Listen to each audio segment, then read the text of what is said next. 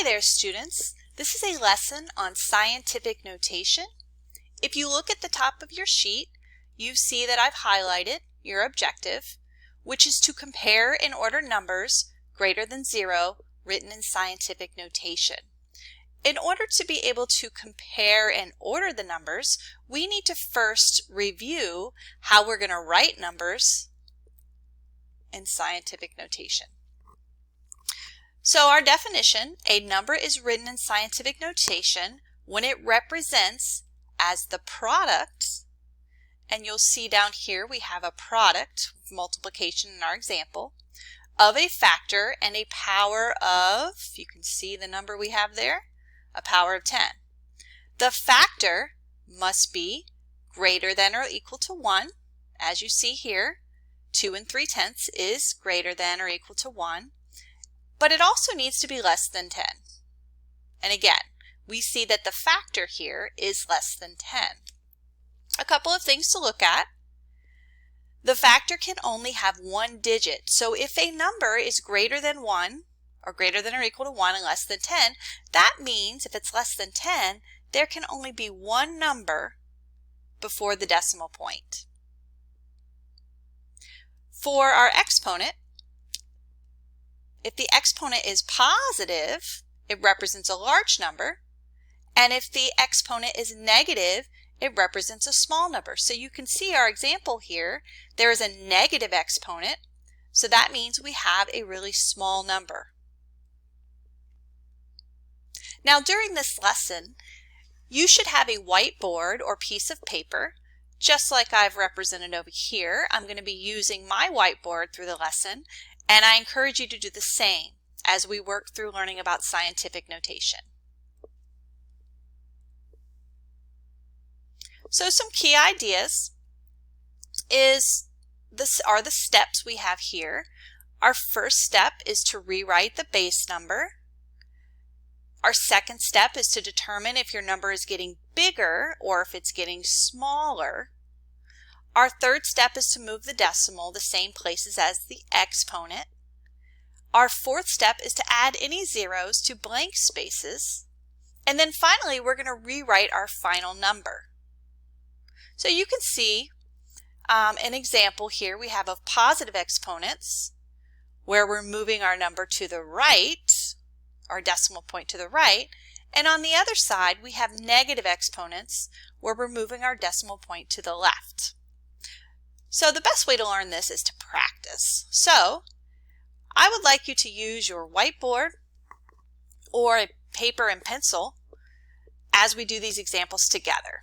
So the first one, you can see that we have a positive exponent. So since it's a positive exponent, that means we're going to move our decimal point so that the factor is going to increase. So I'm going to rewrite the base number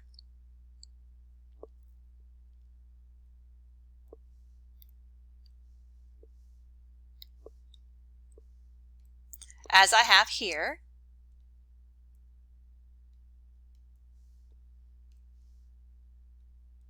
And then I'm going to look, since it's big, we have an exponent of 3, I'm going to move my decimal point 3 places to the right.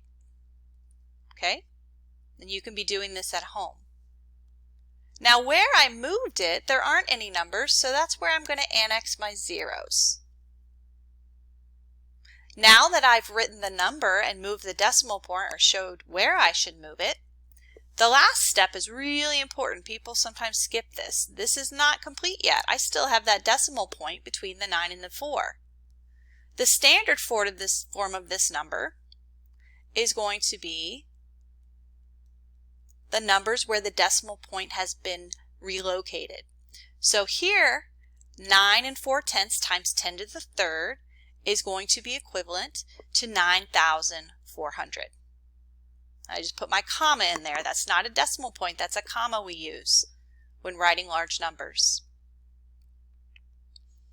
Okay, now that we've done an example with writing really large numbers with scientific notation, we're going to look at an example where we're going to write a number that's small. So again, we're going from scientific notation to standard form so that we can understand the value of the numbers. So here, I'm going to follow the same steps as before. All the way over here, here are your steps. I'll put my little arrow there to remind you. We're going to rewrite the base number. So this base number is just 4. Now you might say there's no decimal point.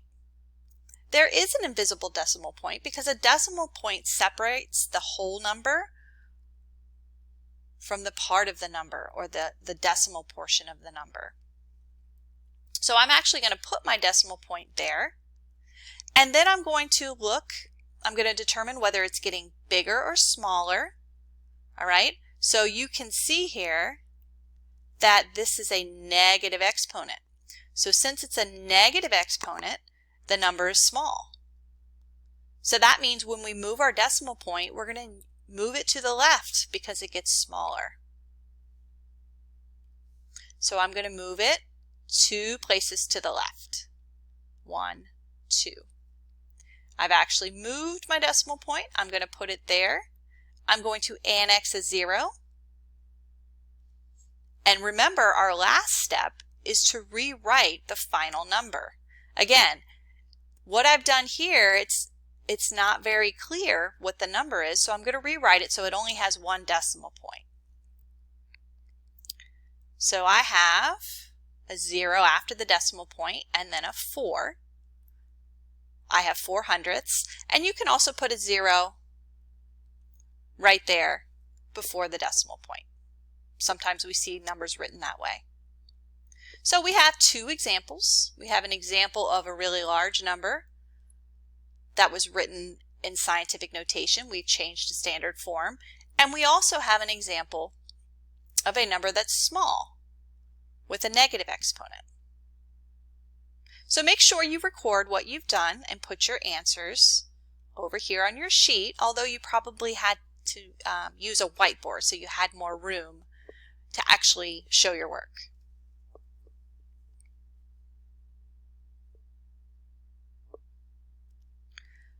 Now we're going to look at how we're going to write numbers in scientific notation. So let's say the number is in standard form and we want to write the number in scientific notation so that it takes up less space.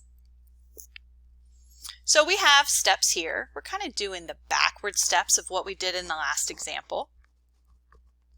So let's look at, as we go through this example here, let's look at the steps. Step 1 is to determine whether the new decimal point will be. Remember, we only want 1 digit to the left of the decimal point. So if you look down here, our number is 4,300. We want to make it so that the decimal, or the base, is greater than or equal to 1 and less than 10. To do that, we're going to place our decimal point right here. Next, we're going to count how far it will be to move the old decimal point to the new space, because that will be our exponent. So coming back to the example, I can see I've moved it 3 places. I've moved it 3 places there. And since this is a really big number, I need to remember that it's going to be a positive exponent. Okay? So the number of moves will be your exponent. If your number is large, the exponent will be positive. If the number is small, the exponent will be negative. So we had a large number. We moved it 3 places. We can put our 3 here, our point there. The 3 places is where you get the exponent. And then the same thing with the really small numbers. For the really small number, we moved our decimal point 1, 2, 3, 4 places so that there's only 1 digit before the decimal point in the base. We also need to make sure we include any other numbers that are actually after the decimal point. And then if you see from our example, we moved our decimal point 4 places, and since it's really small, it's going to be -4. On your whiteboard, let's try a couple of examples together. Our first example is a really large number. This number is 521,000. So to determine where my decimal point will be, I need to make sure that there's one non-zero digit to the left of the decimal point. So I'm going to place my decimal between these first two numbers. Now the number is less than 10, but greater than or equal to 1. I'm going to rewrite my new number here, or my base number, 5 and 21/100ths. That's my base. I'm always going to make it a product. So I'm going to use my multiplication sign. And it's going to be times a power of 10. Now, how do I figure out what exponent to use? Well, first of all, I do know it's going to be positive exponent, because if the number is large, the exponent will be positive. Remember that. I need to know what the number will be. So I'm going to count the number of places I moved the decimal point. 1, 2, 3, 4, 5 places. So I moved it 5 places. So my decimal point is going to be to the 5th power. Now let's look at an example with a smaller number. So for this number, to move our decimal point, our original decimal point is right here. And I'm actually going to move it. I'm going to show you.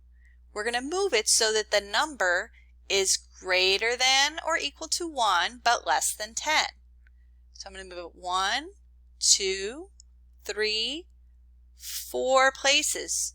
Now you notice there's more than one number over here to the left, but that's okay because there's only one non-zero number. So I have my base, which is 3 and 12/100ths. Again, only one number to the left of the decimal. I'm writing this as a product, a power of 10, and let's review again how many times we moved that decimal point. So we moved it 1, 2, 3, 4 places. So this is going to be to the 4th power. But wait a minute, be careful. This is a really small number, so we're going to use a negative exponent. Be careful with the positive and negative exponents where you're moving your decimal point. Take the time to understand if the number is really big or really small, and that will help you determine whether the exponent is positive or negative. Now that we've reviewed how to write numbers in scientific notation as well as standard form, we're going to learn how to compare numbers written in scientific notation. So let's say the numbers are already in scientific notation and we're trying to figure out what we're going to do to order them. So I'm going to actually on my whiteboard, and you can do this along with me, I'm going to write two numbers that are in scientific notation. 4.3 times 10 to the negative third.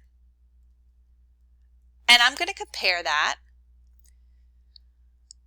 to 6.2 times 10 to the negative 5th power. So we can look at this example as we go through the steps.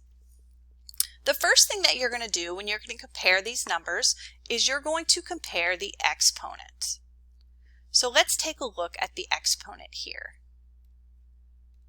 You'll see that the first number has an exponent of negative 3, and the second number has an exponent of negative 5. Now I want you guys to look at this. If you have trouble with negatives, you can always draw a quick number line. So if I drew a number line, I could determine whether -3 or -5 were greater, which numbers are greater, because that's going to be the greater number in general. So if I have my number line, I'm going to just go to my negative. Remember, when you're drawing negatives on a number line, you're looking at the distance from 0.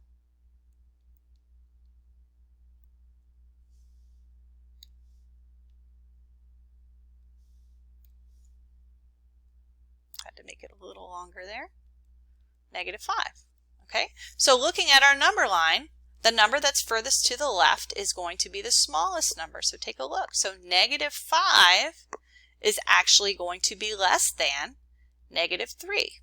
So we had our -5 right here and our -3 right here.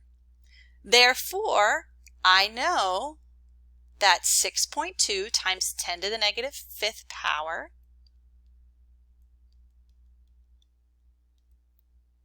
is going to be less than 4.3 times 10 to the -3rd. I didn't even have to go to the next step, because if they had the same exponent, that's the only time you have to look at the base or the factor. So since their exponents were not the same, I only had to look at the exponents to determine the larger number. Let's go ahead and do an example where they are the same. So I'm going to erase this example and try another one. So let's say I have 3.6 times 10 to the -7th power, and I'm comparing it to 9.02, 9 2/2 times 10 to the -7th power. Now they both have the same exponent. They both have an exponent of -7. So if you were to put these numbers into standard form, you would be moving your decimal point 7 places to the left. However, that's not necessary for you to actually change them in order to compare them, although you could to check. So since they have the same exponent, now what I have to do is to look at the bases or the factors. And a helpful way to do that is to stack the numbers one on top of the other or vertically.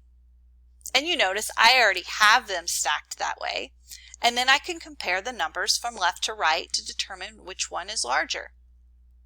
So if we look at the numbers here, the number in the ones place, I have a 3 and a 9. 3 is less than 9.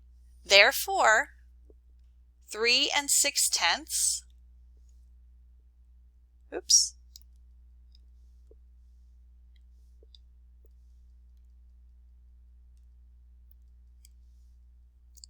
3 6/10 times 10 to the -7th is actually going to be less than 9 2/2 times 10 to the -7. That's an example when you have the same decimal point. Let me make that a little clearer for you guys.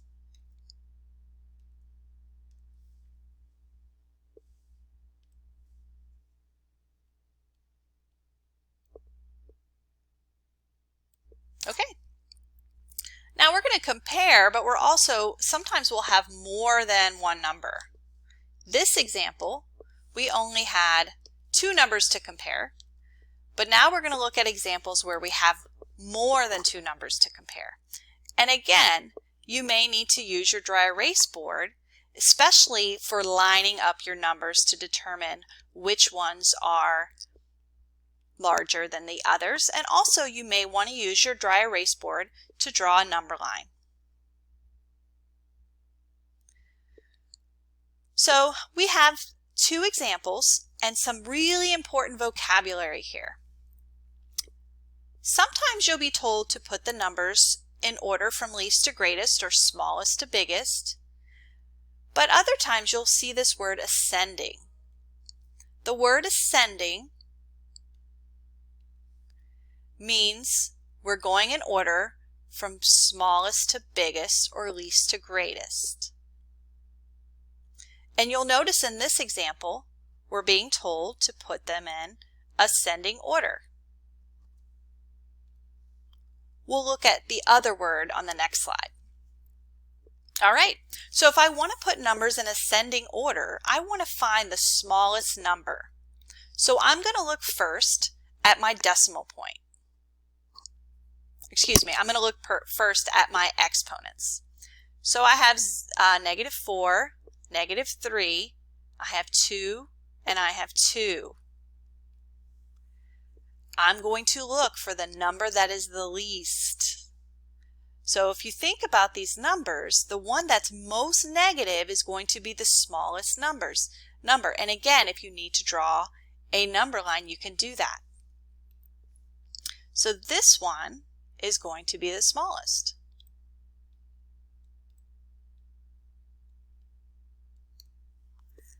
All right, and now the next one, I already used this one. Now I have a -3, and I have a 2 and another 2.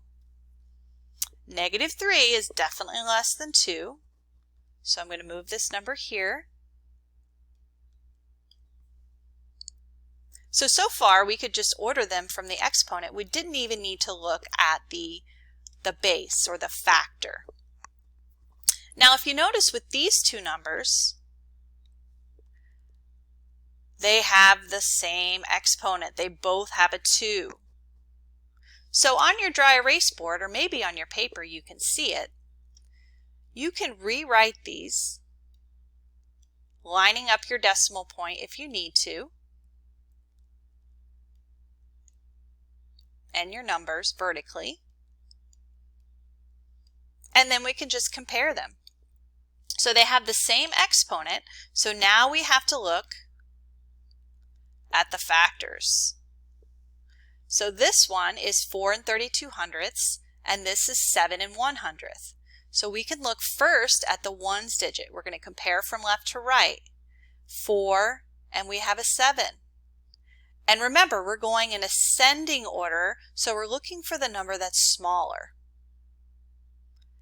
4 is smaller than 7.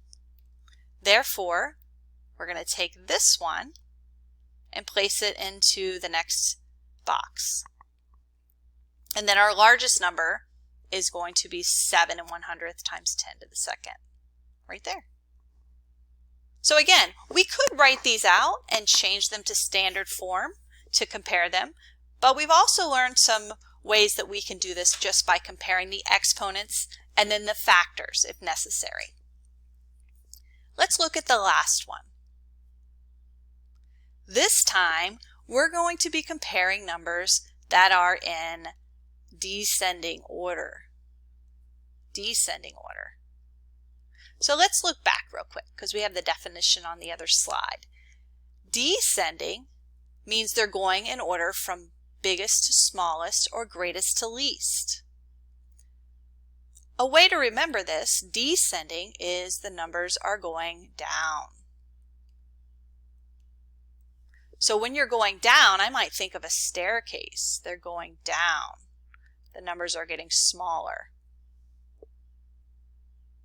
And then ascending would be the opposite, which means they're going up. You might want to make these little staircases on your notes as well.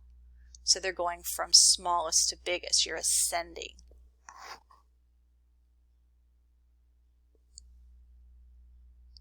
Let's go back to our example. Now to put the numbers in descending order, I'm looking for the greatest number. So if you notice here, just like the other example, we can look at the exponents. We've got a 4, a -3, a -2, and another 4. We're starting with the biggest number, so I'm actually going to take, I'm just going to drag them over here, the ones that have the same exponent, and I'm going to line them up vertically. So you can see they look very similar. So when you have numbers like this, it's very important that you compare all of the digits. So you can see here, as I've lined them up, that they both have a 1 in the ones place. They both have a 0 in the tenths place. Then I'm going to move to the hundredths place. There's a 0 here and a 2 here. So the 2 makes it so that the second number is actually bigger than the first. So this number here is going to be larger. So we're starting with descending order, so the larger number is going to go first. And then I know, since they have the same exponent and 4 is greater than the other exponents, that this one is going to follow. So now we're down to 2 more numbers. And you may have already noticed that they both have the same factor, but they have different exponents. So for this, all we have to do is look at the exponent. And remember, the more negative a number is, the smaller it is, the farther away it is from 0. So we know that -3 is going to be less than -2. We're putting numbers in descending order, so we're going to go with the exponent that's greater, which is -2. So this number is going to be the next largest number, and then the smallest number here in our list is going to be 3 23/100 times 10 to the -3rd.